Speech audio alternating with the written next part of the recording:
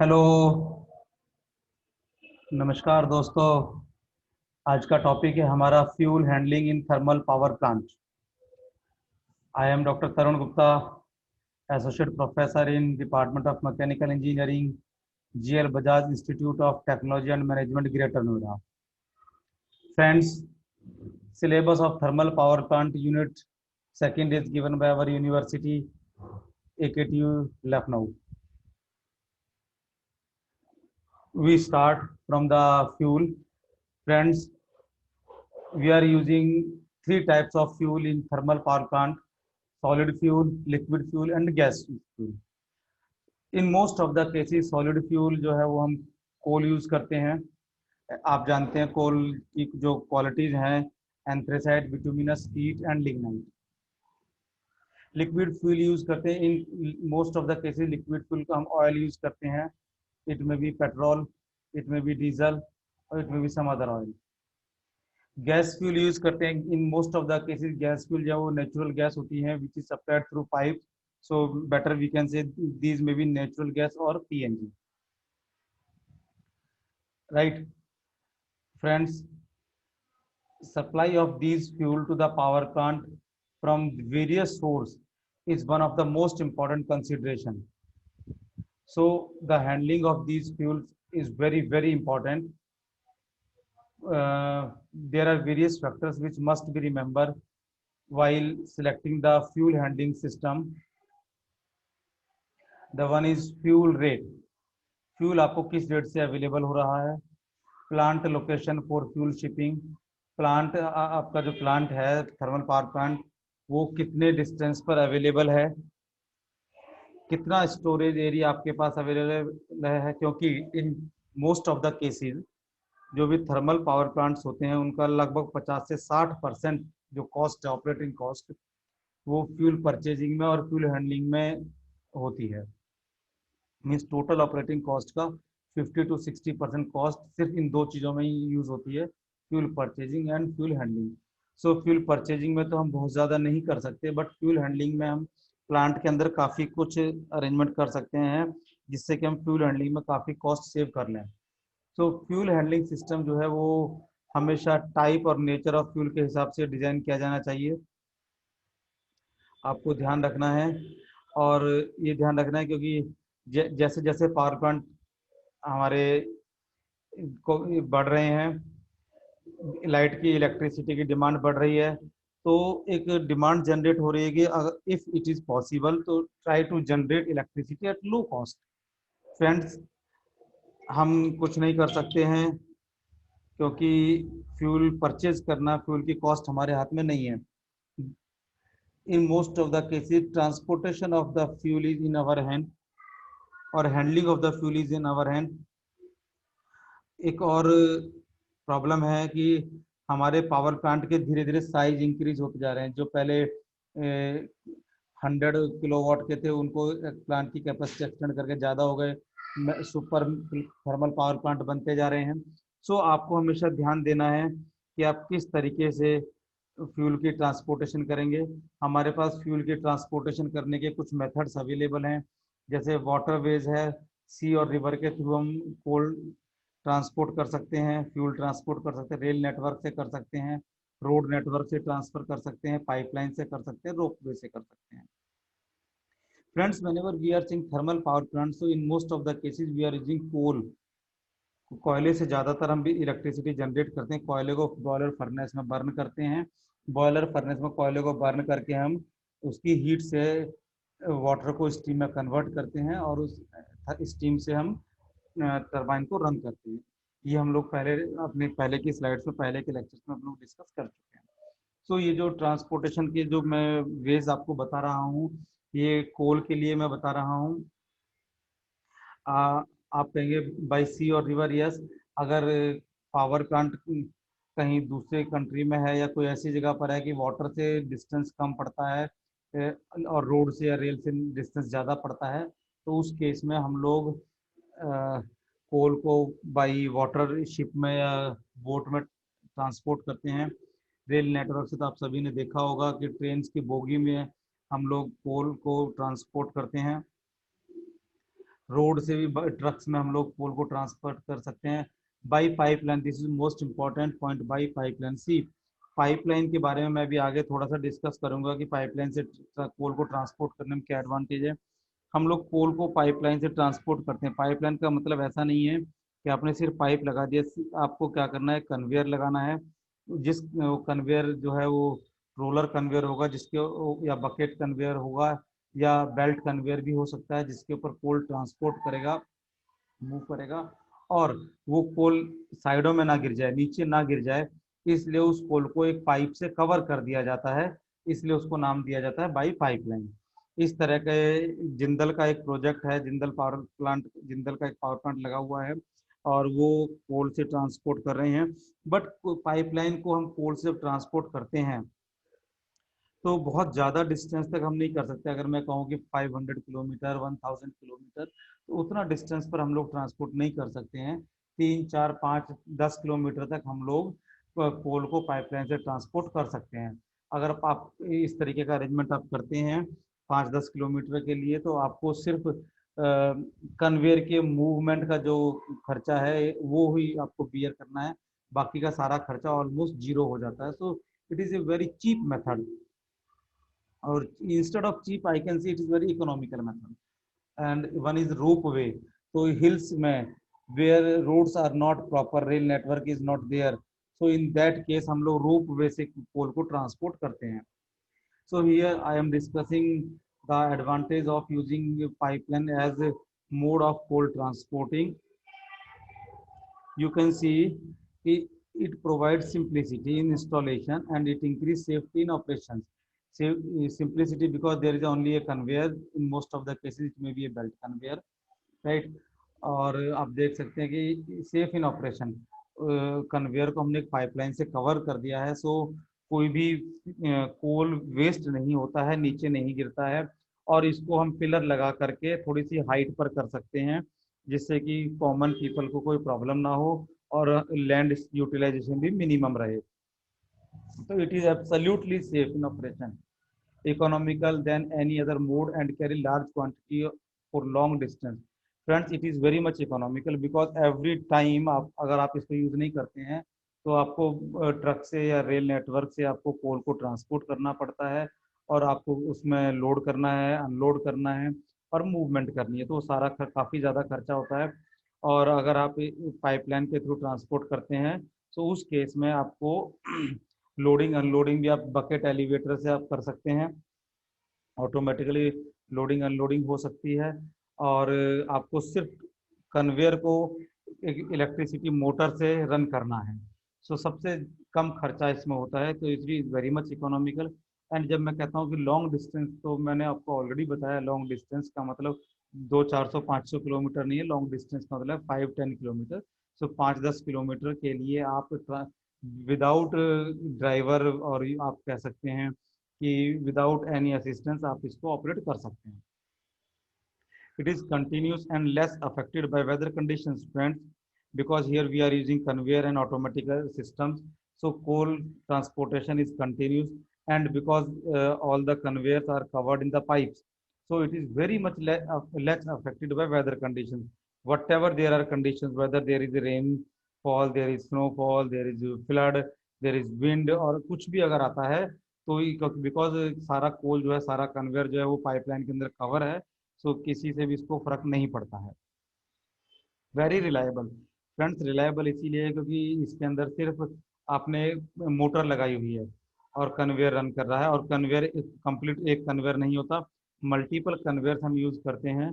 सो और इसमें किसी ह्यूमन की इन्वॉल्वमेंट नहीं है, so it is very reliable than others. इसमें रोड जाम का, रोड कंडीशंस का कोई फर्क नहीं पड़ता, रेल रेल के कंडीशंस का कोई फर्क नहीं पड़ता है, एक्सीडेंट का कोई फर्क नहीं पड़ता, तो इट इज वेरी रिलायबल और ये कंटिन्यूस आपको ये कोल सप्लाई कर रहा है। Loss, theft and pilferage is eliminated, friends, because ये जो पाइपलाइन सिस्टम है ये जमीन से, अर्थ से 12, 15, 20 फुट ऊपर पाइप में होता है, पिलर के ऊपर ये पाइप लगे हुए होते हैं और ऊपर चढ़ने के लिए कोई अरेंजमेंट नहीं होता है, नंबर वन। और नंबर टू, आप कह सकते हैं कि क्योंकि सारा कन्वेयर जो पाइप के अंदर कवर है, सो कोई भी लॉस नहीं होगा क्योंकि पोल वहां से नीचे नहीं गिर सकता। और कोई भी उसमें से चोरी नहीं कर सकता, जानबूझकर भी चोरी नहीं करता। चोरी करने का सिर्फ एक ही तरीका है कि पाइपलाइन को पूरी को तोड़ा जाए, और कोई तरीका नहीं है। सो हम कह सकते हैं कि प्रैक्टिकली जो लॉस, थेफ्ट, प्लिफरेज हैं वो एलिमिनेट हो जाते हैं, जो कि और किसी केस में नहीं हो पाते हैं और किसी मोड से नहीं हो पाते हैं। Very less man power required friends, सारा सिस्टम ऑटोमेटिकली है, आपको कुछ नहीं करना है, आपको सिर्फ पावर ऑन करनी है, मोटर ऑन हो जाएगी और वो कन्वेयर को रन करती रहेगी। सो इसमें मैन पावर की रिक्वायरमेंट बहुत ही कम है, सिर्फ मेंटेनेंस के लिए ही मैन पावर की रिक्वायरमेंट है। Now what are the requirement of good coal handling systems. आपको फ्रेंड्स, आपको ये ध्यान रखना है कि जब भी आप कोल हैंडलिंग सिस्टम डिजाइन करें, तो आप डिजाइन करने से पहले आपको पता होना चाहिए कि किसी भी कोल हैंडलिंग सिस्टम की रिक्वायरमेंट्स क्या हैं। तो जो कुछ इंपॉर्टेंट रिक्वायरमेंट्स हैं, इसका मतलब ये नहीं है कि सिर्फ यही रिक्वायरमेंट है, इसके अलावा बहुत सारी रिक्वायरमेंट हो सकती हैं। मैंने यहाँ पर कुछ रिक्वायरमेंट डिस्कस किए हैं। जैसे मैंने लिखा है कि नीड मिनिमम मेंटेनेंस। आप जिस भी कोल हैंडलिंग सिस्टम को डिजाइन करें उसमें मेंटेनेंस मिनिमम होनी चाहिए, बहुत ज़्यादा रिलायबल होना चाहिए, कंटिन्यूस आपको कोल सप्लाई कर सके। ऐसा नहीं है कि अभी इस कोल सप्लाई कर दिया फिर रुक गए, तो इससे हमारा पावर प्लांट अफेक्ट होता है, या हमें बहुत ज़्यादा कोल स्टोर करने की ज़रूरत पड़ जाती है, जिससे कि हमारा ऑपरेटिव। सो फ्रेंड्स, जितना कम से कम इसमें रिक्वायरमेंट हो ऑपरेटिंग सिस्टम की, उतना ही ये यूज़ करें। बहुत ज़्यादा इसमें हमें लोगों को इन्वॉल्व ना करना पड़े। Able to deliver required quantity of the coal, जितनी कोल की हमें क्वांटिटी की रिक्वायरमेंट है, ये उतना कोल डिलीवर कर सके।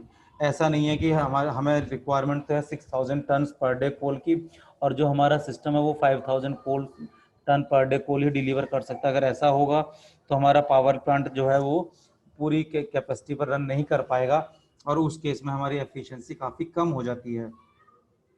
तो ये चीज़ हमें ध्यान रखनी है कि जितनी कैपेसिटी के लिए हम अपने पावर प्लांट को डिज़ाइन कर रहे हैं, हमारा पावर प्लांट उतनी कैपेसिटी, हमारा जो कोल हैंडलिंग सिस्टम है उतना कोल सप्लाई कर सके। Able to tackle fluctuation in demand. Friends, fluctuation का मतलब ये है कि कभी कम इलेक्ट्रिसिटी जनरेशन होती है, कभी ज़्यादा इलेक्ट्रिसिटी जनरेशन होती है।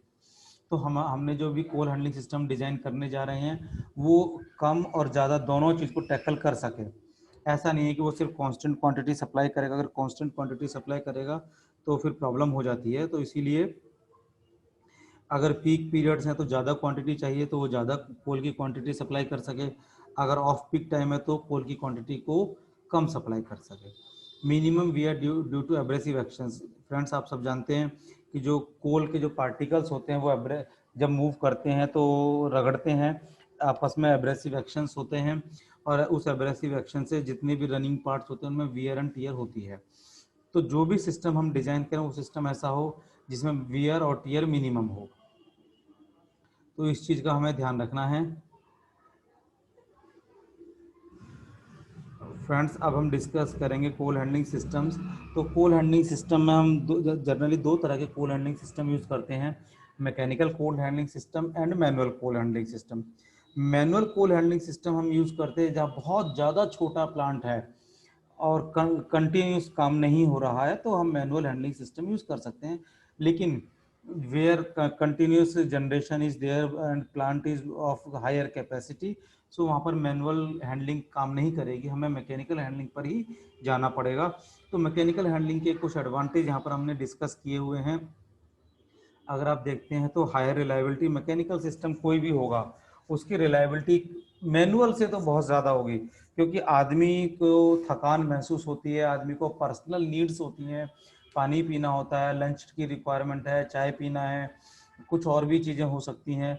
सो friends, any mechanical system has more reliability as compare to human और manual system. Less man power required, आप इसको एडवांटेज भी कह सकते हैं, डिसएडवांटेज भी कह सकते हैं। क्योंकि अगर देखिए एडवांटेज पॉइंट ऑफ व्यू से तो मैं इसलिए कह रहा हूँ कि अगर मैन पावर की कम रिक्वायरमेंट होगी तो आपका सिस्टम जो है वो इकोनॉमिकल हो जाएगा, और साथ में ह्यूमन डिपेंडेंस नहीं है, तो रिलायबिलिटी इंक्रीज होती है। आपको जितना चाहिए वो 24/7 it can work. But disadvantage इसलिए कि अगर लेस मैन पावर की रिक्वायरमेंट है तो अनएम्प्लॉयमेंट इंक्रीज होती है। हियर मैं इसको एडवांटेज मैं कंसीडर कर रहा हूँ क्योंकि बहुत ज़्यादा बड़े प्लांट में 500 मेगावाट की कैपेसिटी है या 1000 मेगावाट की कैपेसिटी है, सुपर थर्मल पावर प्लांट्स हैं।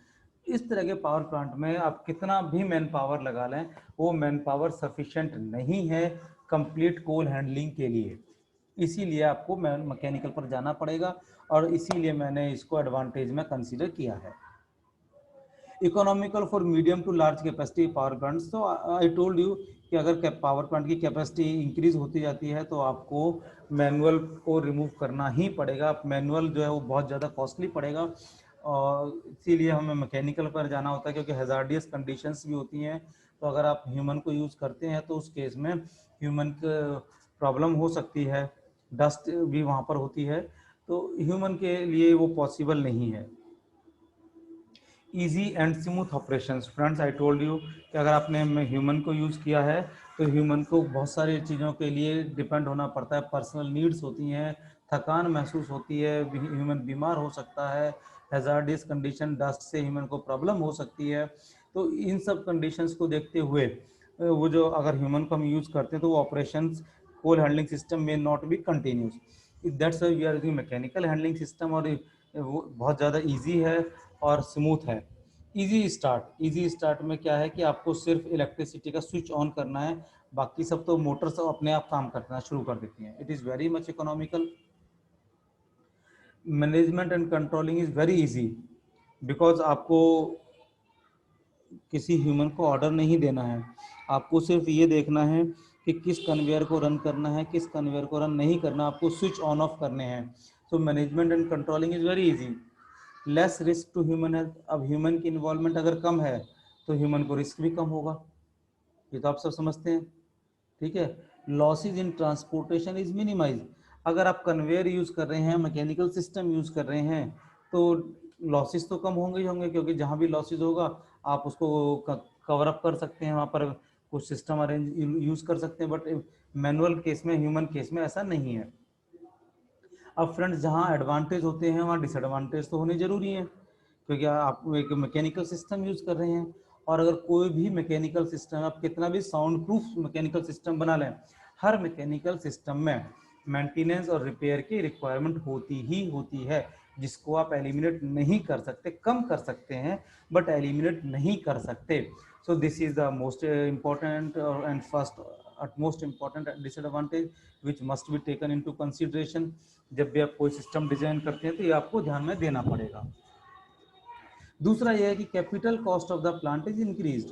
अगर आप सारा कुछ मैकेनिकल सिस्टम लगाते हैं तो फ्रेंड्स, मैकेनिकल सिस्टम कोई भी फ्री में नहीं लगता, आपको उसके लिए पैसा खर्च करना पड़ता है, मेंटेनेंस में भी खर्च करना पड़ेगा, रिपेयर में भी खर्च करना पड़ेगा, और यहाँ तक कि आपको उसके ऑपरेशन के लिए भी पैसा खर्च करना पड़ेगा। So capital cost of the plant is increase if you are using mechanical system. Next point जो मैंने यहाँ पर मेंशन किया कि power consumption result less power available to consumer. Friends, जितने भी हम लोग मैकेनिकल सिस्टम यूज करेंगे वो सभी मैकेनिकल सिस्टम इलेक्ट्रिसिटी को यानी कि पावर को कंज्यूम करेंगे, और ये पावर वो पावर होती है जो उसी पावर प्लांट में जनरेट हो रही है। सो अगर मैकेनिकल सिस्टम उस पावर को कंज्यूम करते हैं तो कंज्यूमर को यूज करने के लिए कम पावर अवेलेबल होती है। एक रफ आइडिया के मुताबिक हम कह सकते हैं कि एक पावर प्लांट जितनी भी पावर जनरेट करता है उसका 10% यानी कि 10% पावर वो अपने आप यूज कर लेता है। सो जो बाहर कंज्यूमर के लिए अवेलेबल वो 90% मैक्सिमम अवेलेबल है। अगर ये 10% पावर प्लांट कंज्यूम ना करे तो 100% अवेलेबल होगी। सो ये जो है एक है, आप कह सकते हैं डिसएडवांटेज। यहाँ पर मैंने एक दिखाया हुआ है, अगर आप देखें स्टेजेस इन कोल हैंडलिंग, अगर आप देखें नंबर 1 पर मैंने यहाँ पर मेंशन किया है, इफ यू, अगर आपको मेरा कर्सर दिखाई दे रहा है, दिस इज कोल डिलीवरी।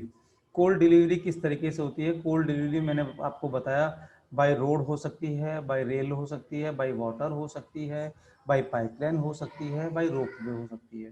तो मीन्स कोल माइन से कोल जो है वो पावर प्लांट तक कैसे आ रहा है, it is comes under coal delivery. Coal delivery के बाद हमने सेकंड लिखा हुआ है अनलोडिंग।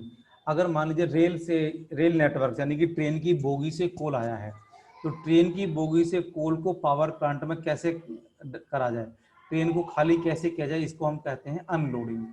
तो अनलोडिंग के अलग अलग मेथड हैं, हम लोग आगे डिस्कस करेंगे।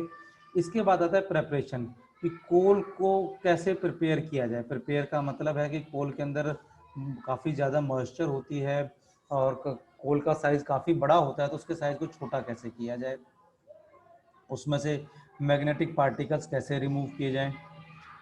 देन हमने लिखा है नंबर 4 पर ट्रांसफ़र। अगर आप देखना चाहें ट्रांसफ़र, कि कोल को प्रिपेयर करने के बाद स्टोरेज के लिए ट्रांसफ़र किया जाता है, और स्टोर हमने इसको किया आउटडोर स्टोरेज में। आउटडोर का मतलब है कि ओपन स्पेस में हमने इसको स्टोर किया, क्योंकि सारे कोल को हम लोग कवर में नहीं कर सकते हैं। सो ओपन स्टोरेज में हम इसको स्टोर करते हैं, इसको हम कहते हैं आउटडोर स्टोरेज। और लगभग 30 डेज का कोल हम पावर प्लांट में स्टोर करते हैं। अब फ्रेंड्स आपको मैं बता दूं, रफ आइडिया के अकॉर्डिंग 400 मेगावाट प्लांट के लिए लगभग 6000 टन पर डे का कोल चाहिए। अगर 400 मेगावाट का प्लांट है तो आपको 6000 टन पर डे का कोल चाहिए, और आपको लगभग 30 डेज का कोल स्टोर करके रखना है। तो आपकी जो स्टोरेज कैपेसिटी वो इतनी ज़्यादा होनी चाहिए। इसके बाद आता है covered storage. Friend outdoor storage से कवर्ड स्टोरेज हम करते हैं। कवर स्टोरेज में हम लोग उसको कवर कर लेते हैं, एक रूम के अंदर आप कह सकते हैं कवर करके रखते हैं, और यहाँ पर हम कोल की मॉइस्चर को रिमूव करते हैं। अगर कोल को पल्वराइज करना है यानी पाउडर फॉर्म में कन्वर्ट करना है तो हम कोल को कन्वर्ट करते हैं। कोल को कंप्लीट प्रिपेयर यहाँ पर कर लेते हैं और स्टोर करते हैं। इस जो फ्लू गैसेज हैं, फ्लू गैसेज की हेल्प से हम इसकी मॉइस्चर को भी रिमूव करने की कोशिश करते हैं। इसके बाद हमने लिखा है in plant handling. Covered storage से फर्नेस तक ले जाने को हम कहते हैं इन प्लांट हैंडलिंग। तो वेरियस कन्वेयर्स हैं जिनके थ्रू हम इसको लेकर के जाते हैं, और फर्नेस में हम भेजने से पहले इसका वेट किया जाता है कोल का, कि कितना हम कोल सप्लाई कर रहे हैं, और फाइनली इसको हम फर्नेस में कोल को बॉयलर की फर्नेस में कोल को हम सप्लाई कर देते हैं। अगर आप देखें तो यहाँ पर हमने एक डायग्राम के थ्रू हमने दिखाया हुआ है stocking out and reclaiming, drag line, scraper, bulldozer, crane, loader. ये बाहर से कोल आने के बाद यहाँ पर अनलोड करने के बाद ये डेड स्टोरेज है, यानी कि ये है आउटडोर स्टोरेज। आउटडोर स्टोरेज से इसको हम इंडोर स्टोरेज में लेकर के जा रहे हैं। We have a feeder, we have a conveyor. ये आप देख रहे हैं ये बेल्ट कन्वेयर है। फ्रेंड्स ध्यान रखना बेल्ट कन्वेयर का जो एंगल है it should be always less than angle of repose. Angle of repose से ज़्यादा अगर हुआ तो ये कोल ऊपर जाने की जगह वापस सारा नीचे आ जाएगा, ये ध्यान रखना है आपने। ये जो लाइव स्टोरेज लिखा हुआ है, लाइव स्टोरेज का मतलब है कि ये इंडोर यानी कि कवर्ड स्टोरेज है। इस कवर्ड स्टोरेज से हम लोग को ये स्केल लिखा हुआ, स्केल का मतलब है कि हम कोल को मेज़र करते हैं। मेज़र करने के बाद ये हॉपर्स में हमने सप्लाई किया, और हॉपर से बॉयलर की फर्नेस में ये कोल चला जाता है। तो फ्रेंड्स ये स्टेजेस हैं कोल हैंडलिंग सिस्टम की। अगर आप ये देखें तो फ्यूल हैंडलिंग का एक और यहाँ पर डायग्राम हमने बनाया हुआ है। अगर आप यहाँ देखना चाहें तो देखिए, आपके पास ये वैगन बैलेंस है। वैगन बैलेंस का मतलब है कि कोल यहाँ पर आपका रेलवे वैगन से आ रहा है, और उस वैगन को हमने वेट किया कि कितना कोल हमारा आया, और उसके बाद उस कोल को हमने स्टोर करने के लिए यहाँ पर ट्रांसफ़र किया टावर के अंदर थ्रू कन्वेयर और हुपर। उसके बाद उसको हम क्रश करते हैं। क्रश करने का मतलब है कि हम पल्वराइज कोल यूज़ कर रहे हैं। क्रश किया, उसका वेट किया, और कन्वेयर की हेल्प से उसको हमने ट्रांसफ़र किया एक इंडोर स्टोरेज में, और कन्वेयर की हेल्प से यहाँ पर हमने इसको बॉयलर के होपर्स में भेज दिया, जहाँ से वो धीरे धीरे करके बॉयलर की फर्नेस में जा रहा है। तो फ्रेंड्स ये चीज़ें आपको ध्यान रखनी है। हमने एरो लगाया हुआ है जिससे कि आपको ध्यान रहे। ये देखिए आप एरो देख सकते हैं, ये देखिए यहाँ से वैगन बैलेंस है, फिर आप देखिए ये सब एरो हमने यहाँ पर मेंशन किए हुए हैं। इन एरो को देख करके आप समझ सकते हैं कि डायरेक्शन क्या है कोल के मूवमेंट की, राइट। सो हमने कुछ लिखा भी आप देख सकते हैं, coal is supplied to power plant in railway wagons, weighing on wagon balance, unloading the coal in underground hopper और बंकर मैनुअली, और वैगन टिपलर्स। अब फ्रेंड्स आपको ये ध्यान रखना है कि हम कैसे इसको यूज़ कर रहे हैं। देखिए हमने लिखा कि सबसे पहले coal is supply to power plant in railway wagon. Railway wagons में हम इसलिए सप्लाई करते हैं क्योंकि रेलवे वैगन की कैपेसिटी बहुत ज़्यादा होती है, और जितने भी हमारे मोड ऑफ ट्रांसपोर्टेशन है, पाइपलाइन को अगर हम छोड़ दें तो रेलवे से मटेरियल सप्लाई करना सबसे इकोनॉमिक है। तो इसीलिए हम रेलवे को यूज़ करते हैं, रेलवे की सर्विस को। Weighing on wagon balance, wagon balance को हम वेइंग इसलिए करते हैं जिससे हमें पता पड़ जाए कि कितना हमारा कोल आ रहा है, right. Wagon can be unloaded इधर मैनुअली और थ्रू रोटरी वैगन टिपलर्स। हम क्या करते हैं कि जो वैगन इस तरीके से हमने डिज़ाइन की हुई होती हैं कि वैगन का हम साइड से गेट ओपन कर देते हैं और अंदर से सारा टेपर बना हुआ होता है, तो कोल उस टेपर पैसेज के थ्रू सारा बाहर आ जाता है। और साथ में हम क्या करते हैं, मैरी गो राउंड सिस्टम हम लोग बना करके रखते हैं पावर प्लांट के अंदर, जिससे कि पूरा जो ट्रेन है वो ट्रेन उस रेलवे ट्रैक पर गोल गोल घूमती रहती है और कोल अपने आप नीचे आता रहता है। जैसे जैसे कोल सारा नीचे आ जाता है, खाली हो जाती है ट्रेन, तो उसके बाद वो ट्रेन जो है फिर बाहर चली जाती है। From bunker coal is lifted to conveyor to transfer tower from where it can be deliver इधर टू फ्यूल स्टोर और by a conveyor to a crusher. ये जो हमने बंकर्स बनाए हैं, आपको ध्यान रखना है फ्रेंड, जब हम कोल को वैगन से निकालते हैं, वैगन को खाली करते हैं रेलवे वैगन को, तो हम लोग क्या करते हैं, एक गड्ढा बना के रखते हैं, आप समझ सकते हैं, एक पिट बना के रखते हैं। पिट बनाने का पर्पस हमारा ये, मैंने आपको बताया कि बहुत सारी कैपेसिटी हमें कोल की स्टोर करनी पड़ती है। अगर हमने ग्राउंड लेवल से स्टोर करनी शुरू की तो इट विल लाइक ए हिल, एक पहाड़ बन जाएगा और ऑटोमेटिकल ग्रेविटी के थ्रू जो है ट्रेन खाली नहीं हो पाएगी। तो इसीलिए हम क्या करते हैं, हम एक गड्ढा, काफ़ी गहरा गड्ढा बना देते हैं और ट्रेन जब चारों तरफ घूमती है तो कोल खाली होकर के उस गड्ढे के अंदर जाता रहता है, पिट के अंदर जाता है। तो उसको हमने नाम दिया है बंकर। तो बंकर से कोल को कन्वेयर के हेल्प से हम ट्रांसफर टावर तक ले जाते हैं और ट्रांसफर टावर में कोल को सप्लाई करते हैं फ्यूल स्टोर और क्रशर्स में थ्रू कन्वेयर। अगर स्टोकर फायरिंग है तो कोल को बड़े बड़े साइज में कन्वर्ट कर किया जाता है क्रशर से, और अगर पल्वराइज फायरिंग है तो कोल को पाउडर फॉर्म में कन्वर्ट किया जाता है। ये सारी चीज़ें मैं आगे डिस्कस करूंगा आगे लेक्चर्स में। एक और चीज़ फ्रेंड्स, हमने नेक्स्ट पॉइंट लिखा है magnetic separators, screen crushers, automatic weight distributed to boiler furnace, ये सब यूज़ किया जाता है। सो यहाँ पर फ्रेंड्स आपको ध्यान रखना है कि अगर हम लोग क्रशर्स को अगर हम यूज़ कर रहे हैं, मैग्नेटिक सेपरेटर्स को हम लोग यूज़ कर रहे हैं, पहले हम कोल को क्रश करते हैं, क्रश करने के बाद उसको एक मैग्नेटिक बेल्ट के ऊपर से क्रॉस किया जाता है कि अगर कोई मैग्नेटिक पार्टिकल है तो वहाँ से वो रिमूव हो जाए, क्योंकि मैग्नेटिक पार्टिकल आपको कोई एनर्जी नहीं देगा, वो तो आपको एनर्जी का लॉस करेगा जब when fuel burn. So magnetic particles को हम रिमूव कर देते हैं। स्क्रीन मतलब उसको साइज का बनाते हैं, अगर हमें स्टोकर फायरिंग करनी है तो 25 to 30 mm साइज हम उसका रखते हैं, और अगर पल्वराइज फायरिंग करनी है तो हम इसको पाउडर फॉर्म में कन्वर्ट कर देते हैं। और ये जो क्रशर कोल होता है पल्वराइज पाउडर में, ये पल्वराइज फॉर्म में इसको फाइन पाउडर फॉर्म में कन्वर्ट किया जाता है और उसके बाद कोल का वेट करके बॉयलर की फर्नेस में भेजा जाता है। वेट करने का हमारा पर्पज है जिससे हमें पता पड़े कि हमारे बॉयलर की अभी एफिशिएंसी क्या है, कितना कोल हमने बर्न किया, कितना ऐश जनरेट हुआ, उससे कितना स्टीम जनरेट हुई, कितनी पावर हम लोग प्रोड्यूस कर रहे हैं। फ्रेंड्स, गुड क्वालिटी कोल में भी लगभग 10% ऐश होती है, और अगर मैं पुअर क्वालिटी की कोल की बात करता हूँ तो up in some cases the ash content can be up to 53%। तो 10% से लेकर के 53% तक, 53% तक की ऐश अवेलेबल होती है कोल के अंदर।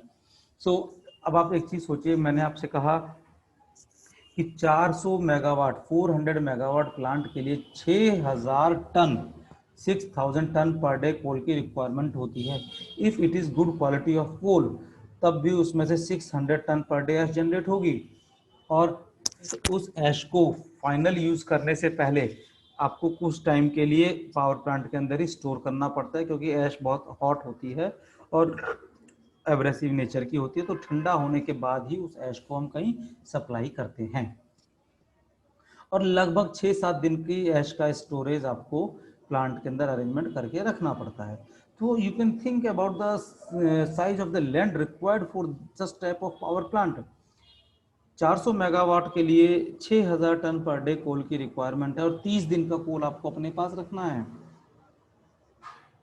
ऐश जनरेट हो रही है 600 टन पर डे, 7 दिन की ऐश को आपने स्टोर करके रखना है। और ऐश के साथ एक प्रॉब्लम है कि एयर के साथ ये मूव करती है, it fly with air, so it can be a problem to the citizen of that city. So आप एयर को ओपन में नहीं रख सकते, तो ये सारी प्रॉब्लम्स आती हैं। इन सारी प्रॉब्लम के लिए आपको स्पेस की रिक्वायरमेंट है, सिस्टम की रिक्वायरमेंट है, तो ये सारी चीज़ें आपको ध्यान में रखनी है। सो आज का लेक्चर इतना ही है, थैंक यू फॉर दिस। आगे लेक्चर हम लोग डिस्कस करेंगे आगे, और आगे अगला लेक्चर हम लोग जल्दी ही शेयर करेंगे। Thank you for this, thank you very much.